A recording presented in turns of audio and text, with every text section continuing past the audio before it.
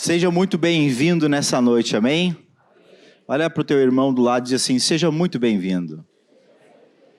E diga para ele assim, aproveita, porque vai ser bom. Amém? Louvado seja o nome do Senhor. Eu quero também agradecer a todos ontem que puderam, sei que muitos com compromissos já marcados não puderam estar, marcando presença, que ontem eu completei alguns anos de idade, fiquei ontem mais maduro, não podre, mas maduro ontem, e então muito feliz pelo dia de ontem, pela igreja estar aqui, e foi muito especial. Então, mais uma das coisas novas que eu tenho vivido na minha vida, e como falei até ontem, eu fico sem jeito, não sei vocês, eu fico sem jeito de receber elogio. Quem também fica sem jeito de receber elogio? Eu não sei receber, às vezes nem presente, mas fiquei muito feliz ontem pela presença dos irmãos, por esse momento que a gente teve de comunhão. É uma alegria poder estar aqui com vocês, e tenho aprendido dia a dia, com vocês aqui, essa importância, esse fator que aqui é muito forte na igreja de Estância Velha, e que hoje já tem sido parte da minha vida também, que é a comunhão, que é de estar junto, de que é a valorização, e isso é muito especial. E é o que Deus também fala na sua palavra, e Ele deseja que os irmãos vivam em comunhão, A palavra diz que isso é muito bom, e isso é muito legal. Então, quero agradecer aqui a todos, sei que nem todos perderam um cachorro-quente maravilhoso, quero dizer, tá? Minha esposa fez com muito carinho, e uma torta deliciosa também, tá? Mas quem sabe no próximo, tá bom? Vai estar tudo certo. Gente, eu estava antes, quando nós estávamos no último louvor aqui, louvando, e me veio algo no coração, e eu queria aproveitar essa oportunidade para falar sobre isso.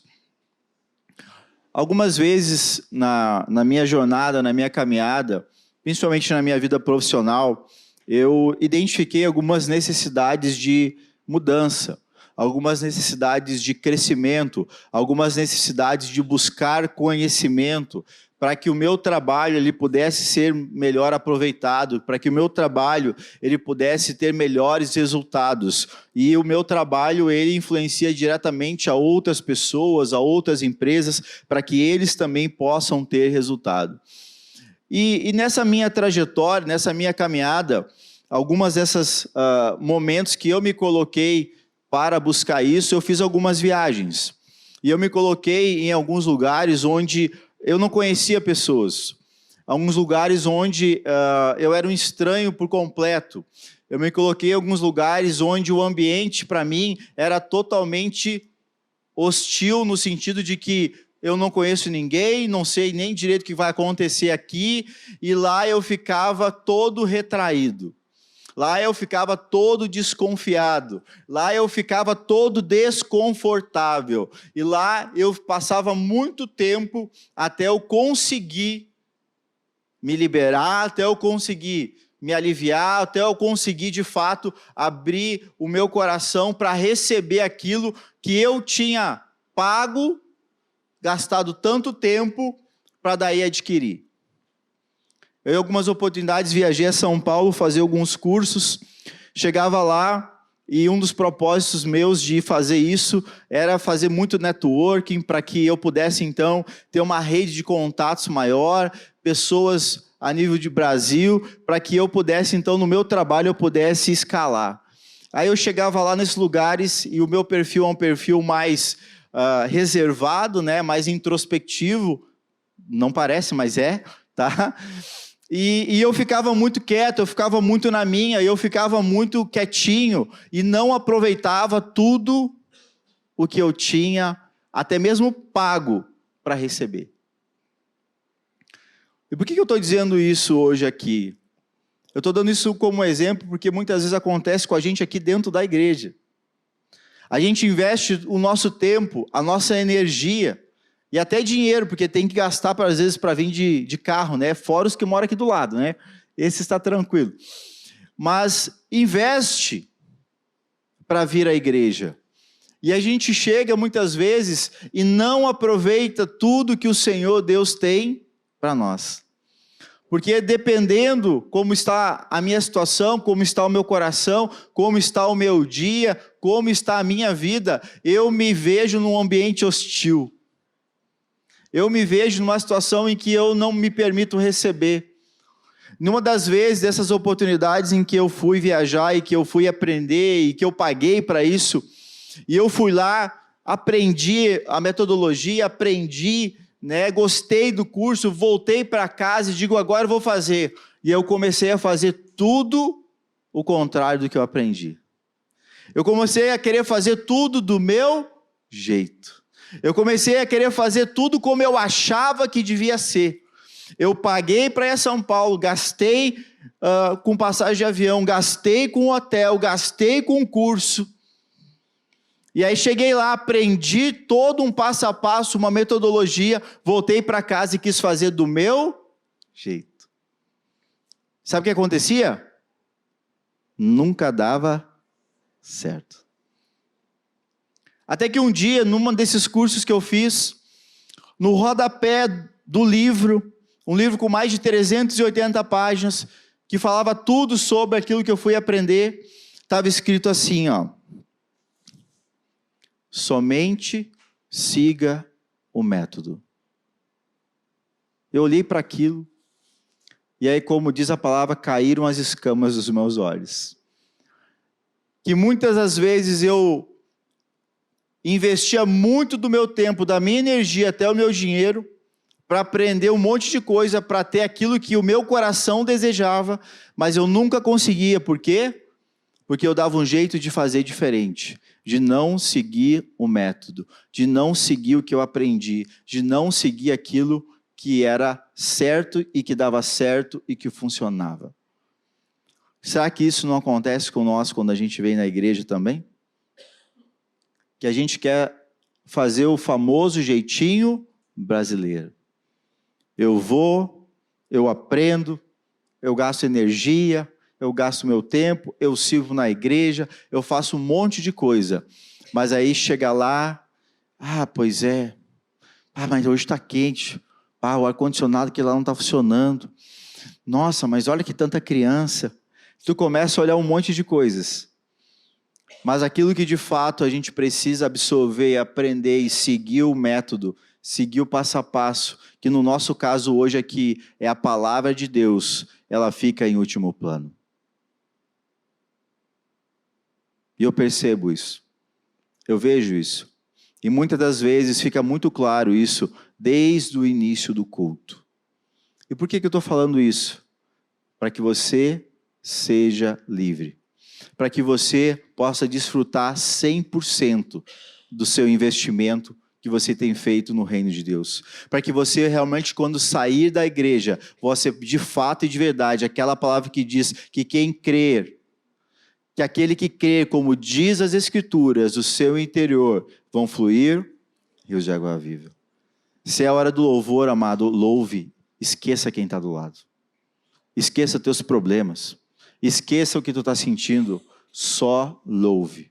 Se é hora de orar, feche os teus olhos, que é mais fácil para você se concentrar e comece a imaginar aquilo que você está orando, comece a orar com aquilo que você aprendeu, comece a declarar pela palavra de Deus, viva aquele momento. Eu falei aqui num dos cultos de quarta-feira que o problema do ser humano é que 70% do nosso tempo a gente quer viver ontem, no passado, ou 25% vivendo no futuro. Apenas 5% consegue viver no presente, no real momento que está fazendo. E isso você não consegue aproveitar. Por isso que muitas vezes a gente vem no culto e o resultado não vem. Por isso que muitas vezes a gente vem à igreja, a gente faz algo na nossa vida, mas a gente está pensando o que eu deixei de fazer. Será que eu esqueci o ferro ligado? Ai meu Deus, será que o ar-condicionado também não está ligado?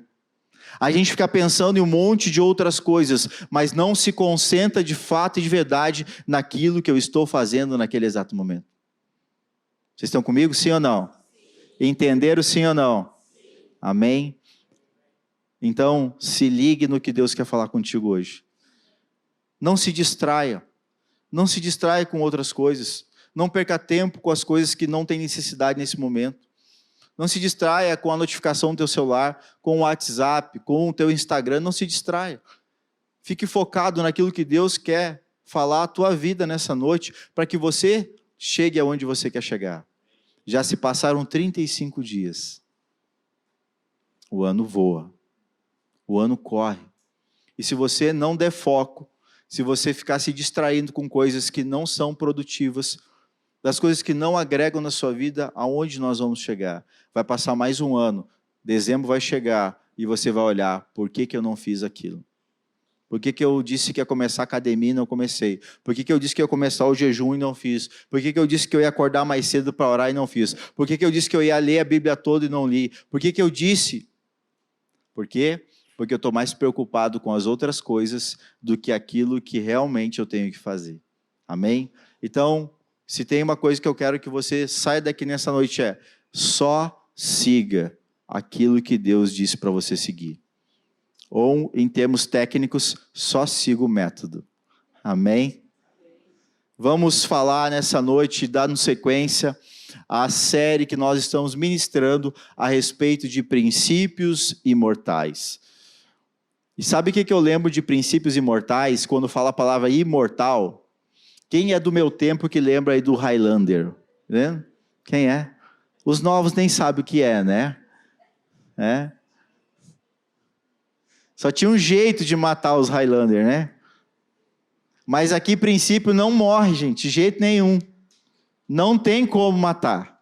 Não tem como morrer. Se Deus estabeleceu, se Deus falou, vai acontecer. Amém? E a gente já vai falar hoje sobre o terceiro episódio dos princípios imortais, mas eu quero iniciar falando sobre um texto de João, capítulo 8, do verso 1 a seguir, onde fala sobre essa divina graça de Deus, que vem operando na nossa vida. Jesus, entretanto, foi para o Monte das Oliveiras. O que Jesus ia fazer no monte, gente? Orar. Ele ia focar no que ele devia fazer. O que você tem que focar hoje aqui? E ouvir quando sair daqui, viver a palavra. Amém? Então Jesus, ele subiu o monte para orar. E daí? De madrugada, então voltou novamente para o templo. E todo o povo ia ter com ele. E assentando, os ensinava.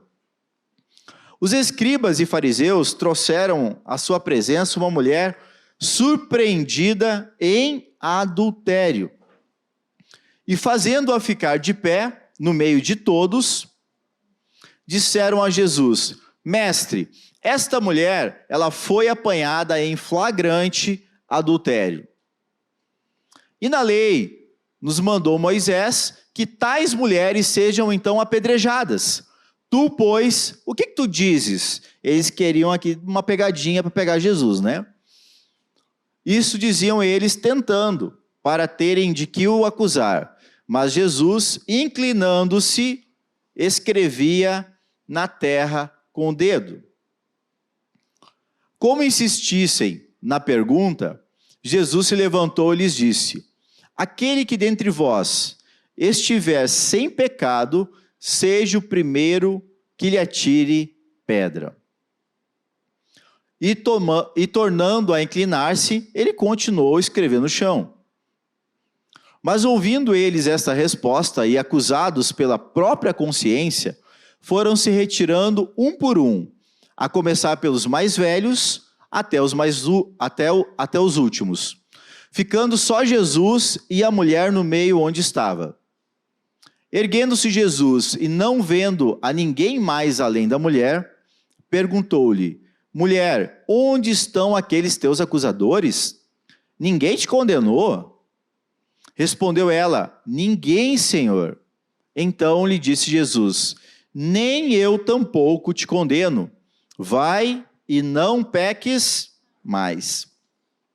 Nessa noite nós vamos falar, meus queridos, sobre um princípio muito importante, que é o princípio da individualidade. E a gente vê nesse texto aqui, volta para nós lá, no verso 3, por favor, onde ele diz aqui, 8:3. Os escribas e fariseus trouxeram à sua presença uma mulher surpreendida em adultério, e fazendo-a ficar de pé no meio de todos. O que eles fizeram aqui? Eles estavam querendo expor o pecado dessa mulher. Eles trouxeram à tona o que aquela mulher havia feito. Eles pegaram a adultério. Ela pecou? Sim, ela pecou. Mas eles quiseram fazer o quê? Trazer para que todos vissem. A tradição, gente, os costumes que muitas vezes nós temos na nossa vida é de querer muitas vezes expor o pecado, trazer à tona. Só que Jesus, ele nesse momento aqui, é tão tremendo assim esse ensino, essa atitude, e o mais incrível é que Jesus nesse momento aqui, ele não se levanta para ensinar algo, para dar lição de moral para os anciãos, para os fariseus, para aqueles homens religiosos. Ele não faz isso. Ele simplesmente, com a atitude dele, com uma única pergunta, ele desconstrói, toda uma prática religiosa errada.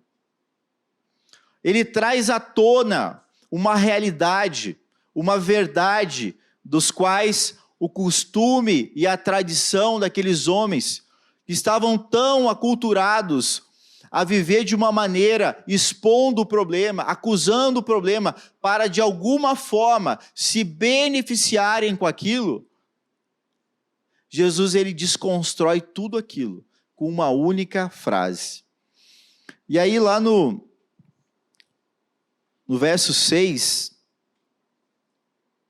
e 7 ele diz: isto diziam eles, tentando para que o acusar, mas Jesus, inclinando-se, escrevia em terra. Mais uma vez, além de acusar a mulher, eles usaram ela de um gancho para acusar Jesus.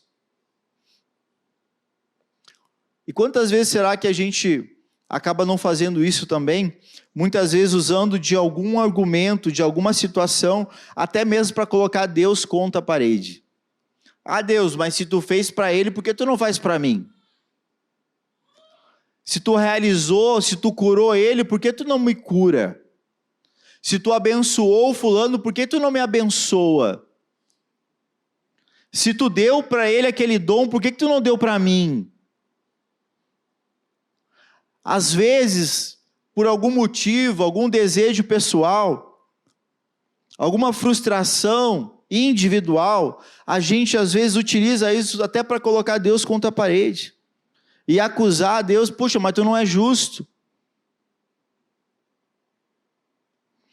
E no 7, como insistisse na pergunta, então Jesus se levantou e disse, e aqui ele vem, é o seguinte, se vocês querem tanto uma resposta, então, dentre vocês aí, quem não tem pecado, então vai, atira agora. E aí ele só deu lá essa, só largou essa. E de novo se abaixou e começou a escrever no chão. Nem olhou. E aí então, diz ali no verso 8,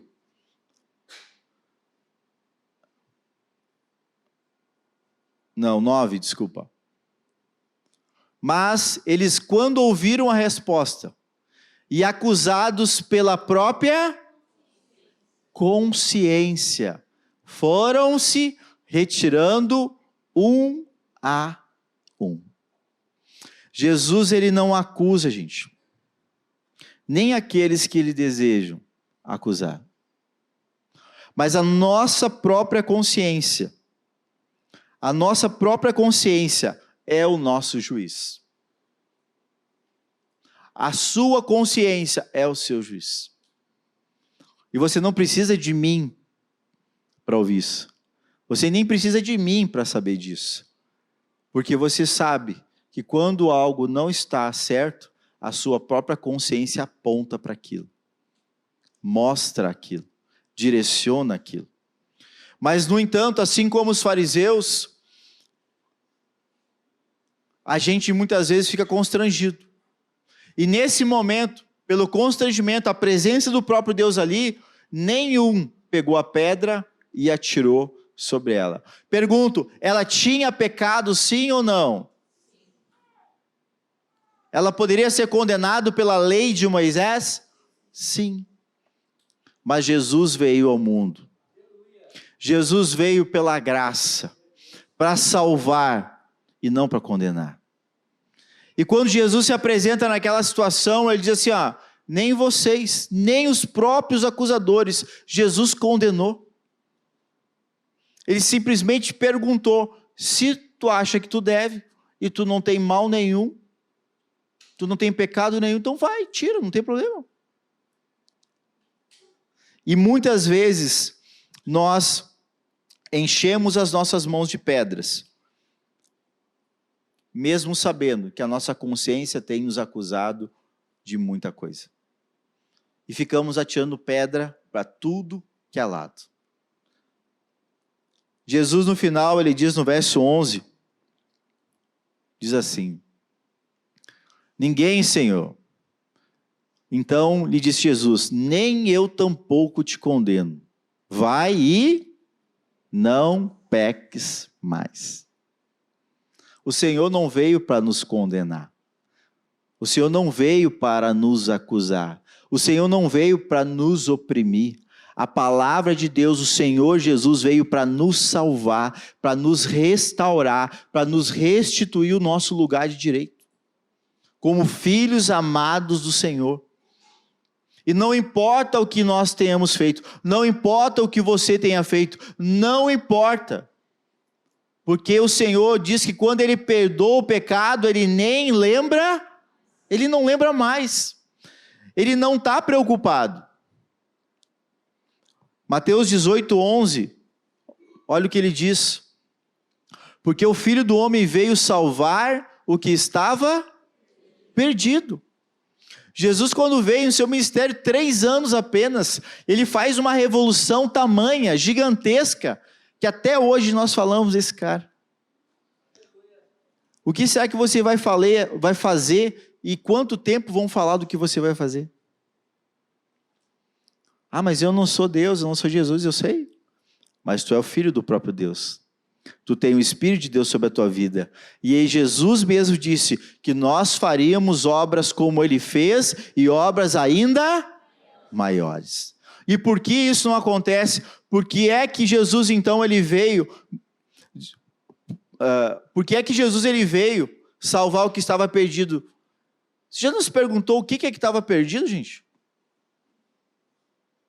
É a primeira intenção, primeira coisa que a gente pensa, não, eu estava perdido. Antes de nós estarmos perdidos, outra coisa se perdeu em nós. Olha o que diz Mateus 6, a partir do verso 25, e aqui nesse texto, a gente vê a revelação de Deus sobre o que se perdeu no ser humano. Por isso vos digo, não andeis ansiosos pela vossa vida, quanto ao que haveis de comer ou beber, nem pelo vosso corpo, quanto que haveis de vestir. Não é a vida mais do que o alimento, e o corpo mais do que as vestes? É fato ou não é que muitas vezes o nosso coração se enche de ansiedade, de angústia pelas coisas que a gente anseia, pelas coisas que a gente quer, pelas coisas que nós desejamos, ou pelas coisas que muitas vezes eu tanto quis e não deu certo. Aconteceu isso já com você, gente? Sim ou não? Comigo muitas. Comigo várias. Porque eu achava que dava, eu achava que ia, como eu contei para vocês antes. Fui a São Paulo, paguei avião, paguei hotel, paguei curso, caro. Não, agora vai dar. E voltava, não dava. Mas também eu não fazia como era para fazer. E aí, o que diz mais? Observai então as aves do céu. Elas não semeiam e também não colhem. Não ajuntem em celeiros. Contudo, o vosso Pai Celeste as sustenta. Porventura, não valei vós muito mais do que as aves? Olha para o teu irmão do lado e pergunta, tu vale mais que uma ave? Agora faz outra pergunta, tu vale mais que o teu pet?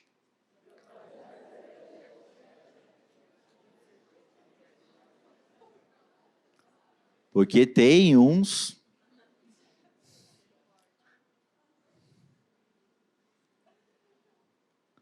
É ou não é?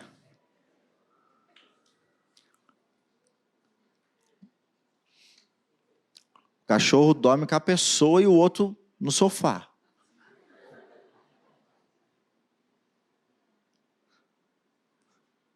Nós estamos falando sobre princípios imortais.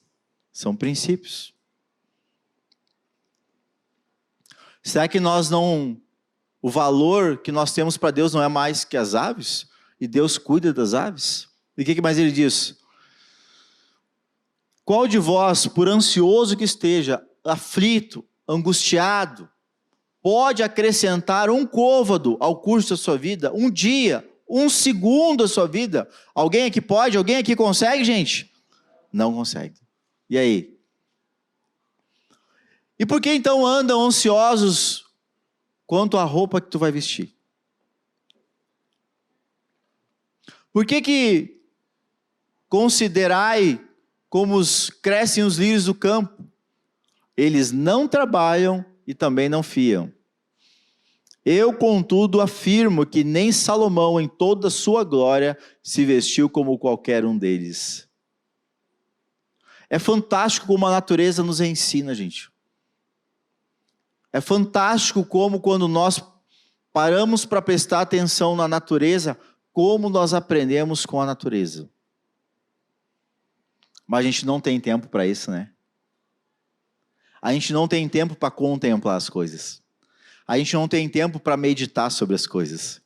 A gente não tem tempo para parar e olhar as coisas. Ontem o pessoal aqui, nós estávamos aqui, né? E foi muito legal. Apareceu um tucano aqui, né? Vocês sabiam que tem tucano aqui? Benção. Não, lagarto não. Lagarto não é legal, né? Se tiver lagarto, a minha esposa sai correndo. Então, deixa lagarto de fora. Aí tinha um tucano, né? E o pessoal correu, e eu também corri para ver o tucano. É lindo, o bicho é lindo, né? Mas a natureza, ela nos ensina coisas fantásticas. E aí a gente vê uma pessoa, o maior rei, um dos maiores reis de Israel, que para olhar a natureza. E escreve na Bíblia, que diz que a palavra de Deus, e ensina, olha, vai ter com a formiga preguiçoso. E fala da formiga, e fala da sanguessuga, e fala das corças, e fala de tudo que é bicho. Mas nós não temos tempo para contemplar e aprender até com um bichinho, né? O lírio do campo, Jesus ele traz aqui para fazer uma comparação com a ansiedade nossa de se vestir. O que eu boto hoje para ir no culto? É ceia. Ai meu Deus, essa aqui o pessoal já está acostumado, já viu? É ou não é assim, gente? Que ansiedade, ai meu Deus, que aflição. Ai, tem que ser algo novo. Ai, será que eu tenho crédito no cartão? Olha como é as coisas. Como a gente vai se complicando com coisas que o Senhor diz, não fiqueis ansiosos. Eu estou cuidando, fica tranquilo. Ora, se Deus ele veste assim a erva do campo, que hoje existe, amanhã é lançada no forno, quanto mais vós, homens de pequena fé. Como está a tua fé, meu querido? Não confia no teu braço. Não confia no homem. Confia no Senhor. A gente vem vivendo tempos de desafio de fé. Uma frieza da fé é uma frieza do amor. Mas não é o que Deus... Vamos ser práticos, né? Não adianta o pastor falar e nós não fazer, né? Se a gente chama que é família da fé, que família é essa que a gente não se conhece, né? Que família é essa? Nós não paramos nem para tomar um chimarrão, que é o elo do gaúcho. Que família é essa que a gente não tira nem tempo? Um para com os outros, nem que for para olhar o tucano ali fora.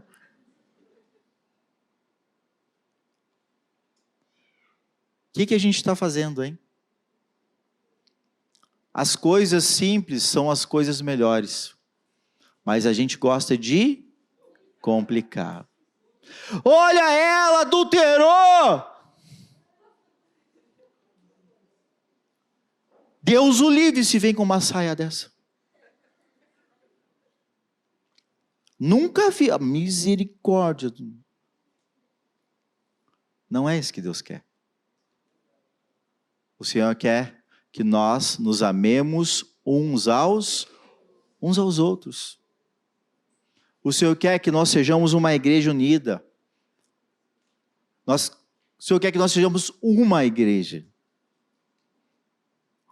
Agora o problema do evangélico é que aquela igreja, aquela placa, aqueles lá. Misericórdia, gente. Não é isso que Deus quer. Nós somos unidos por uma fé. E uma fé em Jesus Cristo. E é o que conta. Não é o que fazem. Não é o que deixam de fazer. Não é o título. Não é o poder. Não é a unção. Não, é uma fé. E a fé é em Jesus Cristo. Agora, quem crê, como diz a Escritura, do seu interior, você vai navegar num grande rio de Deus. Porque do seu interior, porque habita um Espírito de Deus sobre a tua vida, vão fluir maravilhas. Você vai poder fazer obras como Jesus fez e ainda maiores. Porque o teu olhar, os teus ouvidos, a tua boca, a tua vida, vai refletir tudo aquilo que Jesus já trouxe através da sua palavra, das Escrituras para nós. Agora, quando nós, de uma maneira natural, não fazemos a nossa parte, como, por exemplo, cumprimentar o irmão, como, por exemplo, está precisando de alguma coisa, como, por exemplo, ter a bondade, ser gentil, se no mínimo nós não fazemos aqui dentro, o que nós vamos fazer lá fora? Se nós, como igreja, não fazemos o mínimo aqui dentro, o que vão dizer de nós lá fora? E é o que Jesus vem combatendo, a tradição e os costumes da igreja, da religião. Só que religião significa religar a Deus. Só que ao contrário dessa palavra se cumprir na vida da igreja, nas nossas vidas, ela tem se tornado dogmas, tem se tornado culturas de homens, tradição de homens, jeitinho de homens. Porque a lei, porque dizem isso. Não, eu não estou preocupado com o que dizem. Eu estou preocupado com o que a palavra de Deus fala. E o que a palavra de Deus fala para isso? O que a palavra de Deus fala para aquilo? O que a palavra de Deus fala a respeito dessa realidade, dessa situação? Enquanto a religião, enquanto os costumes, enquanto a tradição, enquanto a igreja está preocupada com o que aquele ou esse ou aquele outro faz, Jesus está preocupado em perdoar. Jesus está preocupado em restaurar. Jesus está preocupado em salvar. E o texto, continuando, vai revelar para nós ali o que é que se perdeu na igreja, no ser humano que ele veio salvar. Portanto, então, não vos inquieteis. O que vamos comer? O que vamos beber? Com que nós vamos vestir? E aí ele diz: porque os gentios é que procuram, quem não tem fé, quem não conhece Jesus, quem não experimentou Jesus, é que estão preocupados com isso. Pois o vosso Pai Celeste sabe que você necessita de todas elas. Mas o que nós devemos fazer então? O que se perdeu no homem? O reino de Deus. Porque não estão buscando em primeiro lugar o reino de Deus, o governo de Deus, os princípios imortais de Deus para a sua vida. Não estão buscando a justiça de Deus, não estão buscando os valores, as coisas básicas, como uma educação simples, bom dia, boa tarde. Não, por gentileza, desculpa, com licença. Até isso, às vezes, a gente tem que ensinar. Por quê? Porque as coisas básicas dessa vida, que são princípios imortais que nunca mudaram e nunca vão mudar da palavra de Deus, é que vão garantir que todas as suas ansiedades, todas as coisas que se perderam na sua vida, possam ser restituídas. Mas o problema é que a gente está muito mais preocupado com o outro, por causa da religião, porque todo mundo fala, porque os meus amigos, o meu grupo. Lá quando diz no texto que nós lemos, não diz assim, o fariseu, diz assim, os fariseus. Porque geralmente é o grupo, não é um. E quando um está alimentado dessas coisas erradas, o que ele faz? Ele procura pessoas para concordarem com ele. Para que então aquilo que ele fala, aquilo que ele pensa, tenha mais força. E não é o que Deus quer para nós. Quando Jesus ele combate aquilo e diz para eles assim, tá bom, vocês querem isso? Mas primeiro então olha para dentro de vocês. Se vocês estão certos, tá tudo bem, toca a pedra. Agora não estão certo. A consciência de cada um acusa, é o seu próprio juiz. O que a sua consciência tem falado a teu respeito? O que a tua consciência tem falado a respeito das tuas obras? O que a tua consciência tem falado a respeito do que você deveria estar fazendo e não está? O que a tua consciência tem falado a respeito das coisas que você não deveria fazer e continua fazendo e sabe que está fazendo? A nossa própria consciência, ela nos traz a luz das coisas que estão na escuridão e ocultas.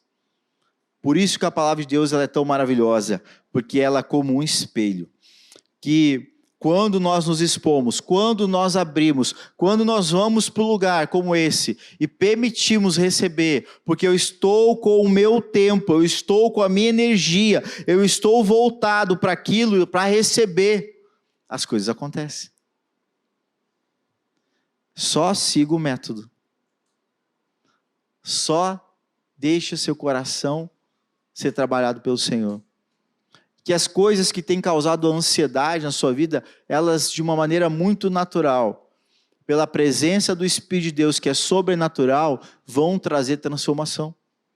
Mas você precisa confiar no Senhor. Assim como o Senhor diz, olha os lírios do campo, nem Salomão se vestiu assim. Então fica tranquilo, confie em mim. Confia em mim. Confia em mim. Amém? Por causa desse desequilíbrio, meus amados, é que Jesus ele veio para nos ensinar e também para colocar o reino de Deus em primeiro lugar. Quais têm sido as tuas prioridades hoje na sua vida? Porque quando nós falamos de princípios, nós falamos daquilo que vem primeiro. Nós falamos aquilo que tem prioridade. Nós falamos aquilo que tem valor para nós. E o que tem valor na sua vida? Aquilo que você tem valor, aquilo que você dá valor, é aquilo que você dedica tempo. Agora faça a sua análise. Para o que você tem dedicado tempo na sua vida? Para o que você tem dedicado tempo para crescer? Para o que você tem dedicado tempo para melhorar a sua família? Para o que você tem dedicado tempo para reestruturar a sua vida financeira? Para o que você tem dedicado tempo para crescer na sua vida profissional? na sua vida emocional? Para o que você tem dedicado tempo? Se você parar para pensar e avaliar, você vai ver que muitas dessas coisas, às vezes, são fúteis e não têm valor algum. Porém, por causa da nossa tradição, da nossa cultura, dos maus hábitos que a gente tem, a gente vai invertendo esses princípios. E a nossa vida, que a gente planejou, que a gente sonhou, que a gente quer, o tempo vai passando e nada vai acontecendo. Até chegar ao ponto que muitas vezes até a nossa própria saúde precisa de uma intervenção. Que intervenção é essa, pastor? Médica, psicológica, terapeuta, uma cirurgia. Sim ou não, gente? Sim.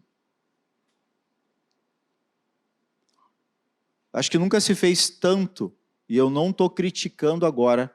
Se você fez, não distorça o que eu estou falando. Amém? Acho que nunca se falou tanto e se fez tanto cirurgia bariátrica. Por quê? Uma disfunção. Uma inversão de um valor. Para o que se está dando tempo? O que é prioridade? O que tem valor? E isso começa pela ansiedade. Não confiar no Senhor. Amém?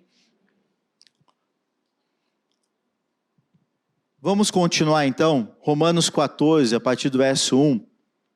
Eu quero falar, e esse texto ele trata muito bem sobre essa questão da individualidade, do princípio da individualidade, que Jesus já nos falou ali antes, quando ele trata aquela mulher adúltera, quando ele trata aqueles homens que queriam acusar ela e também acusar Jesus.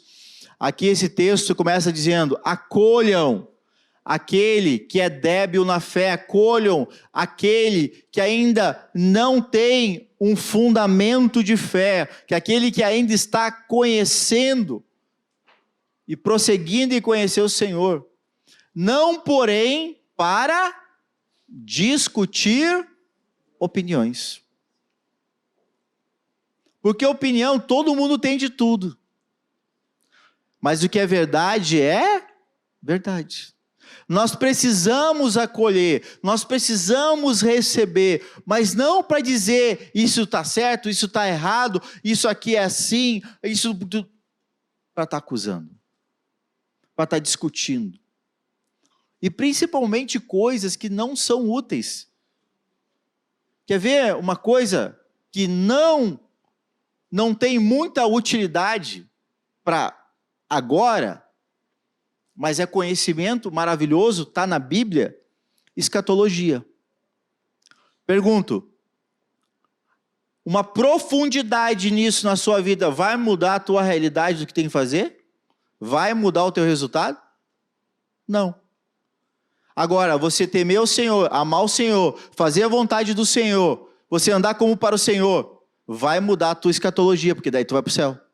Agora, ficar vivendo no futuro, porque como será que vai ser? Como será que Jesus vai voltar? Será que ele vai vir num cavalo branco ou num cavalo preto? Será que ele vai vir no milênio ou antes do milênio? Quando que vem o anticristo? E tem muita gente que acaba perdendo tempo, discutindo todas essas coisas, mas não faz o que deveria fazer, cuidar da própria vida.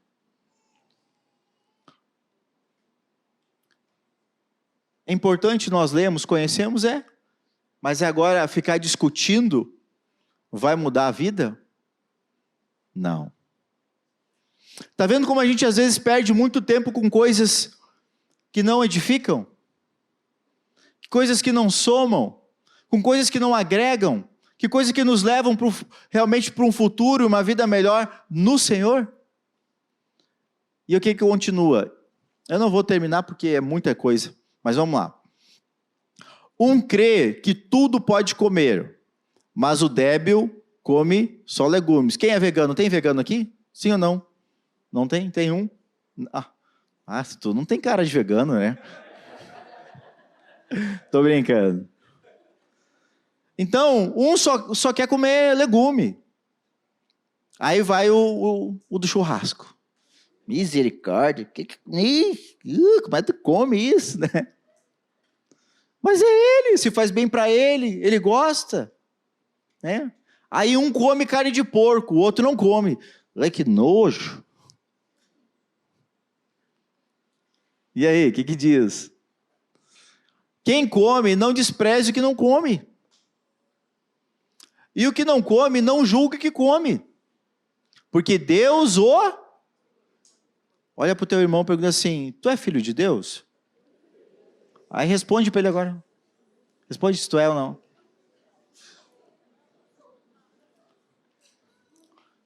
Você é diferente do seu irmão aí do lado? É, né? Claro que é. Claro que nós somos diferentes. Aí eu pergunto, Deus não nos ama de igual forma? Então por que nós vamos ficar lá? Nossa, bem.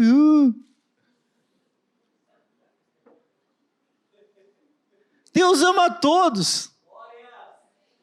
Não importa se você é assim, você é assado, você é daquele jeito, come, bebe, não bebe. Deus ama você igual.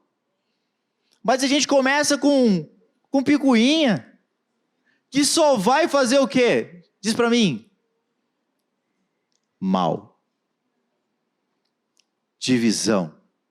Confusão. Briga. Fofoca. E aí depois, pastor, quero um gabinete contigo. Sobrou para mim. Glória a Deus, né, mano? Glória a Deus por isso. Mas vamos lá, Deus é bom em todo tempo. Quem és tu que julgas o servo alheio? Para o seu próprio Senhor está em pé ou cai, mas estará em pé porque o Senhor é poderoso para o suster. Quem é servo do Senhor aqui? Levanta a mão.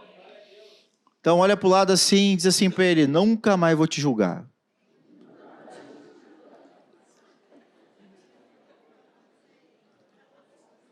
Quem é que sustenta, quem é que fortalece, quem é que sustenta o servo que está do teu lado é o Senhor.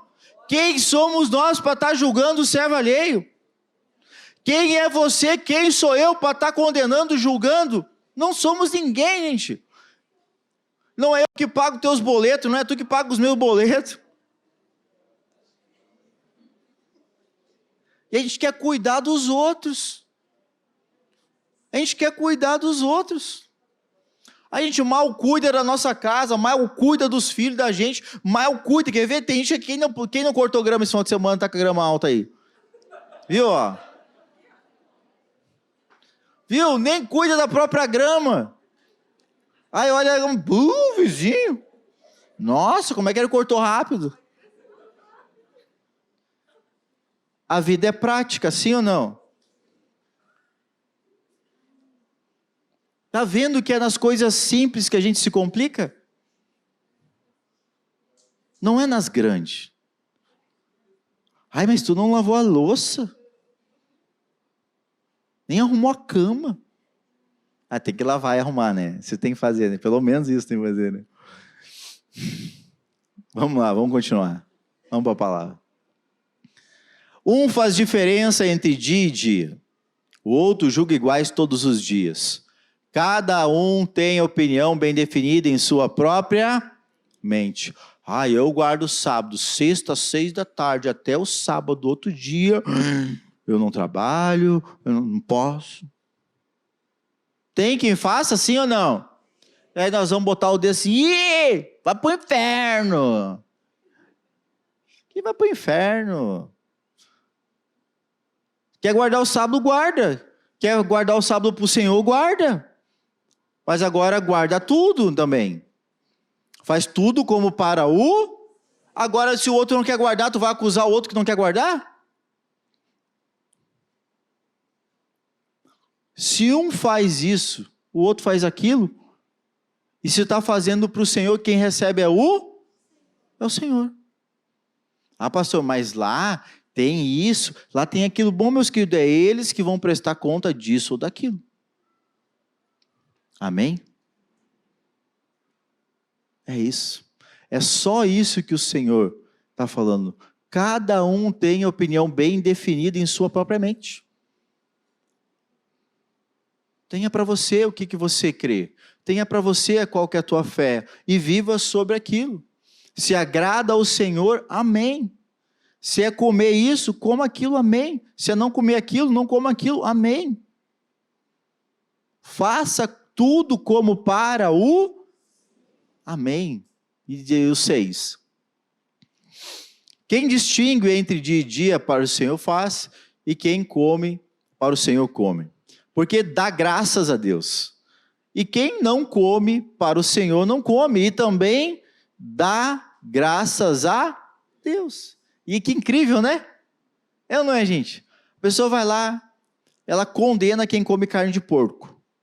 Ela senta, não come carne de porco e ora, Deus, obrigado por esse alimento. Dando graças a Deus. Aí o que come carne de porco, senta, come carne de porco, diz, Deus, obrigado essa carne de porco maravilhosa, feita na panela de ferro, com aquele... Os dois não estão dando graças a Deus? Amém? E aí? Porque nenhum de vós, nenhum de nós, vive para si mesmo, e nenhum morre para si. Então, todo conceito, ou todo pré-conceito que você tem, morre aqui, gente. Acaba aqui. Porque tudo é para a tua vida é para o Senhor e acabou. Se tu faz em vida é para o Senhor, se tu faz na morte é para o Senhor e deu. E aí? Porque se nós vivemos, também vivemos para o Senhor. Se morremos, também para o Senhor. Então, quer pois vivamos ou morramos, nós somos também do Senhor. Pode continuar. Foi precisamente para esse fim que Cristo morreu e ressurgiu. Para ser Senhor, tanto de mortos como de vivos. E tu, porém, porque julgas de novo teu irmão? E tu, porque despreza o teu irmão? Pois todos vamos comparecer perante o tribunal de Deus. Todos. Como está escrito, por minha vida, diz o Senhor, diante de mim se dobrará todo o joelho. E toda língua vai dar louvores a Deus. Independente. Se hoje tu murmura, se hoje tu diz eu não creio em Deus, porque Deus isso, não importa. Todo joelho vai dobrar, toda língua vai confessar. Não importa, tu diz isso, tu diz aquilo, vai acontecer. Só que o teu destino pode ser diferente do outro. Pode. Amém? E essa agora ninguém gostou, né? 12. Assim, pois, cada um de nós vai dar conta do irmão, do servo alheio, da esposa, do filho, do pai, da mãe, do vizinho, do líder, do pastor. Não, vai dar conta da tua vida. Amém? Você vai dar conta da tua vida. Você vai dar conta da sua vida. Você vai chegar lá e vai estar a tua história lá. Mas isso aqui não fui eu que fiz. Foi sim. Está aqui a tua digital. Eu sei. Não adianta, meus queridos. Não adianta. Amém? Esse é o princípio, meus queridos, da individualidade. A questão é que as pessoas elas acabam distorcendo as coisas. Porque elas não falam do que veem, mas do que elas imaginam. Geralmente é isso que a gente faz. E por que elas fazem isso? Olha o que diz Provérbios 23:7. Porque como imagina em sua alma, assim ele é. A gente fala de quem a gente é e não do que é do outro. Olha que incrível isso. Tem um texto que fala, né? Que antes de tu falar do irmão lá, querer tirar a trave dele lá, tira aqui do teu, ó. Porque tu tá falando do que tu tem. Tu tá falando de quem tu é. É o que está dizendo aqui, ó. A gente imagina as coisas. A gente nem sabe das coisas, nem viu as coisas. Aí fica aquele telefone sem fio. Mas tu viu o que aconteceu? Tu ficou sabendo? Ah, me disseram. E aí o que acontece? Como tu não viu, o que a tua mente faz? Imagina como? Como você é. E não como foi. E não como é a verdade, não como é a realidade. Você imagina como é o seu coração. E aí o que você faz? Você imagina e aí você julga o que você imaginou. E não é nada daquilo. E não é verdade nenhuma. Não é realidade nenhuma. Você imaginou e julgou o que você próprio imaginou. E nem sabe se é a realidade. Olha como a gente cai nesse engodo aí, hein? Que Deus, Ele tenha de nós, gente, o quê? Glória a Deus que Ele tem. Amém?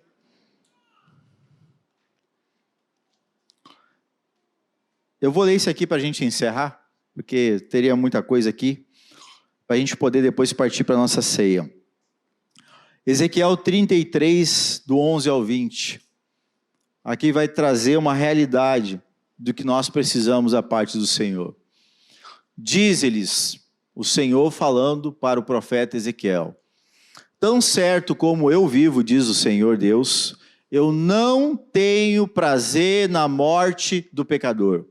Eu não tenho prazer na morte daquele que transgride os meus mandamentos. Eu não tenho prazer na morte daquele que quebra os meus princípios, daquele que inverte os meus valores, daquele que fala mal do seu irmão, daquele que acusa o seu irmão. Eu não tenho prazer na morte desses. Assim diz o Senhor. Mas em que o perverso faça o quê? Se converta do seu caminho e viva. O que Jesus fez? Jesus condenou, Jesus fez eles apedrejarem aquela mulher, sim ou não? Não. Por quê? Porque Deus não tem prazer na morte do pecador.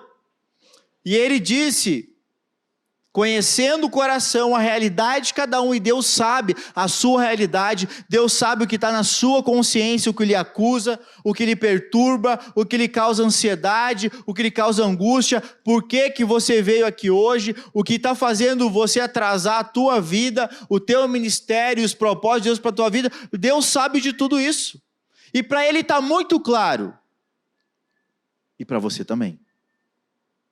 O problema é que a sua consciência não chegou num patamar ainda de poder permitir que o Senhor trabalhe no teu. Bendito Deus e Pai de nosso Senhor Jesus Cristo, que nos tem abençoado com toda sorte de bênçãos espirituais nas regiões celestes, hein? As bênçãos já foram providas para cada um de nós, elas estão nas regiões celestes em Cristo. Como que eu acesso isso? Como que eu derramo isso sobre a minha vida? Quando eu cumpro as coisas naturais, e aí as coisas sobrenaturais é Deus que abre as portas. Mas se você não faz o seu princípio, você não tem honrado a Deus com o princípio da autoridade, com o princípio da autorresponsabilidade, com o princípio da individualidade, porque você tem feito coisas que Deus não se agrada, Deus não libera as bênçãos. Você não acessa Cristo nas regiões celestes, porque você está tão preocupado com aqui, com a minha vida, com a minha veste, com a minha comida, com o meu emprego, com a vida do fulano, com a nossa... que você vem para o culto, e em vez de dedicar esse tempo para louvar, adorar, orar, se conectar, resgatar a sua aliança com Cristo, não, vira um passatempo. O culto é um lugar de reconciliar e renovar a aliança com Cristo. O culto é um lugar que você vem para se abastecer, se fortalecer, alinhar a tua visão, para que você possa voltar para o caminho. O culto é o lugar que Deus vai despertar a sua vida para aquilo que você precisa buscar de conhecimento, para aquela área da sua vida onde você precisa prosperar, aonde Deus quer que você seja abençoado, aonde Deus quer que você seja liberto. A gente começou ministrando uma série já faz 5 semanas sobre liberdade, e tem sido uma bênção toda quarta-feira, porque Deus tem libertado muita gente aqui em várias áreas da vida. A prova foi quarta-feira, quando nós falamos sobre 4 tipos de vícios, pessoas viciadas em tantas coisas, e o inimigo ficou tão furioso com a libertação que começou a acontecer quarta-feira aqui na vida das famílias, que ele começou a atacar as crianças. Mas em nome de Jesus isso já acabou. Amém? Para ver como Deus tem tido misericórdia de nós. Para ver como Deus tem cuidado de nós. Só que nós precisamos abrir os nossos olhos, queridos. Nós precisamos entender que além desse plano natural que nós vemos todas as coisas, existe um plano espiritual. Sabe por que Deus me trouxe essa palavra quando eu falei da mulher adúltera? Quando eu falei daquela mulher onde os homens chegaram acusando? Porque quem acusa é Deus ou o diabo? O diabo. Uma vez eu estava estava na igreja de Portão, eu estava ministrando, escola de crescimento, bateram na porta da igreja. Alguns rapazes disseram assim, olha, o pastor está aí. Eu digo, não, não está. Tem um amigo nosso que está ali na esquina e ele está endemoniado. Pode orar? Eu digo, tá? Posso. E fui lá. Eram 4 rapazes que estavam com um amigo. O carro estava no meio da rua, porta aberta, e o cara na calçada endemoniado. E eu disse para ele, vocês são da onde? Nós somos da igreja lá, enfim... e não puderam nos atender, e a gente viu a igreja aqui, a gente veio aqui. Eu digo, aleluia. Eu já era o meio que exorcista da igreja mesmo, então chegaram no dia certo. Essas coisas só sobram para mim.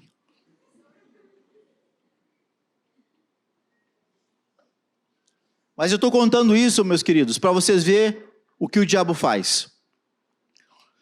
E eu fui ali, comecei a orar para aquela pessoa que estava possessa de um espírito imundo, e aqueles 4 rapazes atrás de mim, e eu disse para eles, vocês ficam orando aqui comigo, beleza? E aí daqui a pouco aquele cara se levanta, possesso de um espírito imundo, ele aponta para cada um deles e começa assim, porque tu faz isso, porque tu está fazendo aquilo, porque tu, e começou a apontar um por um, para expor o pecado dele para todos. Eu pergunto, quem é que expõe o pecado dos outros? Não exponha o pecado dos outros. Você não é servo do diabo, você é servo do Deus Altíssimo. E Ele é Deus de misericórdia, não é Deus de acusação. Amém? Quem expõe, quem acusa, quem põe o dedo, quem faz contenda, não é o Senhor, mas é o diabo. E nós não fomos chamados para acusar, nós somos chamados para reconciliar, amém? Pode voltar lá, Ezequiel 33. Estava no 11, eu acho, né? Ou já li o 11 já? Tu, porém, pois, filho do homem, dize aos filhos do teu povo, a justiça do justo não o livrará no dia da sua transgressão. Quanto à perversidade do perverso, não cairás por ela, no dia em que se converter da sua perversidade. E nem o justo, pela sua justiça, poderá viver no dia em que pecar. Quando eu disser ao justo, que certamente viverá, e ele, confiando na sua justiça, vai lá e peca, não me virão à memória todas as suas justiças. Mas na sua iniquidade, no seu pecado que ele está praticando, ele vai morrer. O que está dizendo aqui? Que no reino de Deus não tem viver de juro. No reino de Deus não tem investimento. Ou você é, ou você é. Ou você não é. Isso mostra a realidade, expõe a realidade do nosso coração. E a gente às vezes quer trabalhar na lei da compensação. O que é a lei da compensação? Eu fiz um monte de coisa ruim. Agora eu vou fazer uma coisa para amenizar aquelas coisas ruins. Não funciona assim no reino de Deus. Não existe lei da compensação. Existe a lei da misericórdia. existe a lei da obediência, existe a lei do amor. E aqui Deus ele é muito claro em relação a isso. Não adianta tu fazer um monte de coisa certinha, e aí depois, porque você acha que é certinho, começa a fazer um monte de coisa errada. Eu estou vendo, é o que ele está dizendo. E o que mais?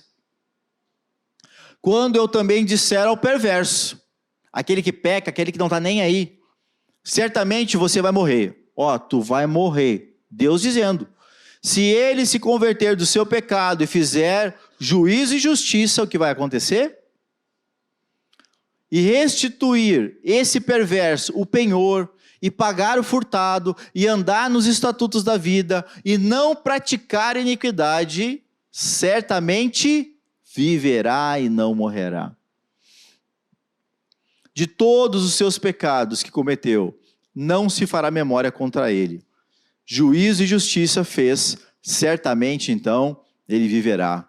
E todavia os filhos do teu povo dizem, não é reto o caminho do Senhor. Olha só, Deus fala tudo isso, gente. E o povo dizendo assim, não é assim. Ah, Deus, tu não é justo. Ah, Deus, tu é injusto comigo. Porque o outro, porque o fulano e eu não. É o que o povo está dizendo, gente. Mas o próprio caminho deles é que não é reto, o Senhor está dizendo. Eles acusando Deus, não quiseram fazer isso com Jesus? Não quiseram ver ocasião para condenar Jesus? Dizendo que ele não era justo, de que ele iria ele próprio se condenar? Não, mas eles estavam fazendo errado. E a própria consciência trouxe à tona o seu erro, a sua verdade. E o que mais? Até o 20. Desviando-se o justo então da sua justiça e praticando a iniquidade, vai morrer nela. E convertendo-se o perverso da sua perversidade e fazendo juízo e justiça, por isso mesmo então ele viverá. Todavia vós dizeis, não é reto o caminho do Senhor. Mas eu vos julgarei, cada um segundo os seus caminhos, ó casa do Senhor.